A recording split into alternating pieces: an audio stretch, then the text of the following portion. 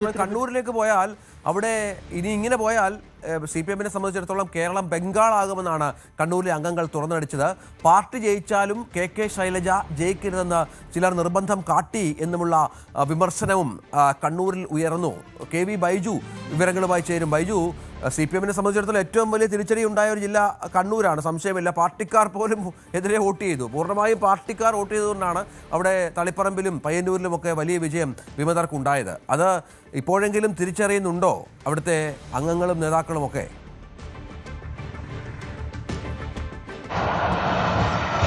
തീർച്ചയായും രഞ്ജിത്തെ, വലിയ തോതിലുള്ള വിമർശനമാണ് ജില്ലാ സെക്രട്ടേറിയറ്റിലും അതുപോലെ തന്നെ ജില്ലാ കമ്മിറ്റിയിലും ഉണ്ടായത്. അതായത് പാർട്ടി സംസ്ഥാന നേതൃയോഗങ്ങൾക്ക് ശേഷമാണ് ഇത്തരത്തിൽ സെക്രട്ടേറിയറ്റ് യോഗങ്ങളും ജില്ലാ കമ്മിറ്റി യോഗങ്ങളും ചേരുന്നത്. ഇന്നും ജില്ലാ കമ്മിറ്റി തുടരുന്നുണ്ട്.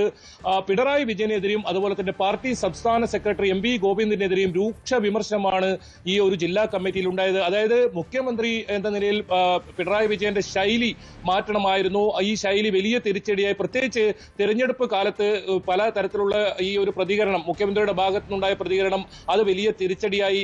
ഈ ഭരണവിരുദ്ധ വികാരമല്ല ഉണ്ടായത്, മറിച്ച് പാർട്ടി സെക്രട്ടറിയുടെയും അതുപോലെ തന്നെ മുഖ്യമന്ത്രിയുടെയും ഭാഗത്തുനിന്നുണ്ടായ ശൈലിയാണ് ഈ ഒരു വലിയ തിരിച്ചടിക്ക് കാരണമായതെന്ന് ഈ ഒരു അംഗങ്ങൾ വലിയ തോതിൽ രൂക്ഷ വിമർശനം ഉന്നയിക്കുന്ന സാഹചര്യമുണ്ട്. അതുപോലെ തന്നെ KK ശൈലജയെ തോൽപ്പിക്കണമെന്ന് ചിലർ ബോധപൂർവം ശ്രമം നടത്തി. അതോടൊപ്പം MV ഗോവിന്ദന്റെ ഭാര്യയെ തളിപ്പറമ്പിൽ PK ശ്യാമളെ സ്ഥാനാർത്ഥിയാക്കിയത് കീഴ്ഘടകങ്ങളിൽ പോലും വലിയ അതൃപ്തി ഉണ്ടായിട്ടും അത്തരം സ്ഥാനാർത്ഥിത്വം ഉണ്ടാക്കിയതും വലിയ തിരിച്ചടിയായി.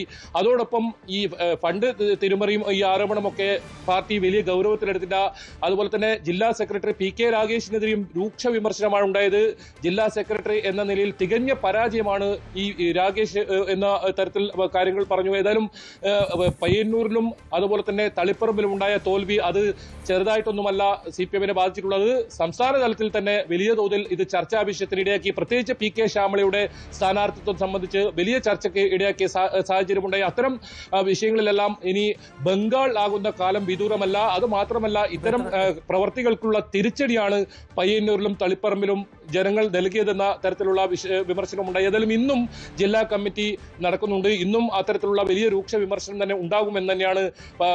സംസ്ഥാനമൊട്ടാകെ ജില്ലാ നേതൃയോഗങ്ങൾ പുരോഗമിക്കുമ്പോൾ അതിശക്തമായ വിമർശനം ഉയരുന്നത് മുഖ്യമന്ത്രിക്കും പാർട്ടി സെക്രട്ടറിക്കും ജനറൽ സെക്രട്ടറിക്കും മറ്റുമെതിരെയാണ്. ഇനിയും തുടരുമെന്ന് തന്നെ വേണം കരുതാൻ. ഇതിനിടെ കൂടുതൽ വാർത്തകൾക്ക് News 18 Keralam YouTube channel subscribe ചെയ്യുക.